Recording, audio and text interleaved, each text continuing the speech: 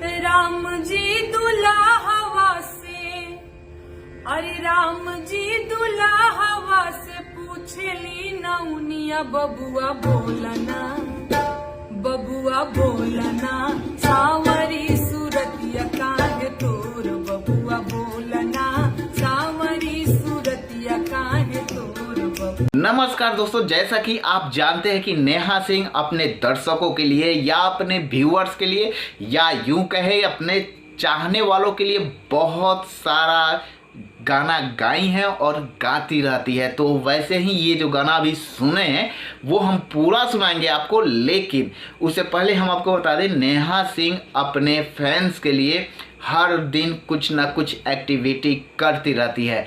तो अभी जो है नेहा सिंह अपने फैंस के लिए ये गाना लेकर आई है जो कि बहुत ही अच्छा लग रहा है दर्शकों को। तो हमने सोचा है कि ये गाना आपको भी सुना दे।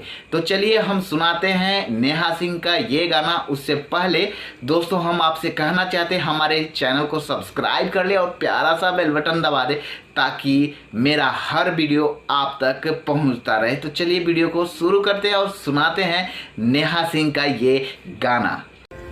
राम जी दुल्हवा से, अरे राम जी दुल्हवा से पूछली नौनिया बबुआ बोलना, बबुआ बोलना सावरी सूरतिया काहे तोर, बबुआ बोलना सावरी सूरतिया काहे तोर, बबुआ बोलना।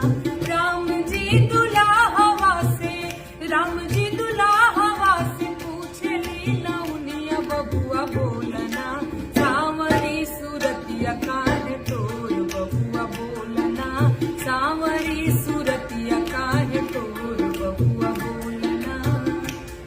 हर टोलवा परोसवा के, टोलवा परोसवा के पूछली नौनिया बबुआ बोलना, बबुआ बोलना लक्ष्मण भैया काहे दूर, बबुआ बोलना लक्ष्मण भैया काहे दूर, बबुआ बोलना।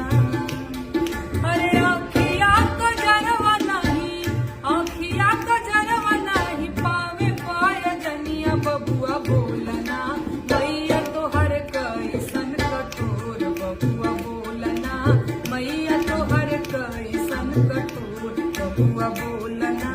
राम जी दुल्हवा से, राम जी दुल्हवा से पूछली नौनिया बबुआ बोलना, बबुआ बोलना सावरी सूरतिया काहे तोर, बबुआ बोलना सावरी सूरतिया काहे तोर, बबुआ बोलना। अरे मुख बीरा पान नाही, मुख बीरा पान नाही देहया बटन, बबुआ बोलना बहिन तोहर कैसन कठोर, बबुआ बोलना बहिन तोहर कैसन कठोर, बबुआ बोलना। अरे मधुरी बचनिया सुनी, मधुरी बचनिया सुनी राम मुस्काए मुँह से बोलना, कैसन मिलल ससुरार मुँह से बोलना, कैसन मिलल ससुरार मुँह से बोलना।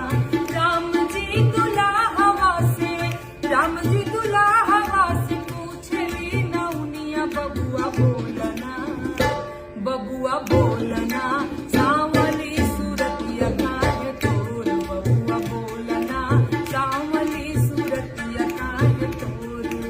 टोलवा परोसवा के, टोलवा परोसवा के पूछली नौनिया बबुआ बोलना।